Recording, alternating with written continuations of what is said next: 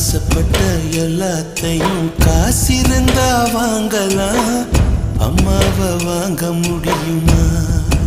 நீயும் அம்மாவை வாங்க முடியுமா?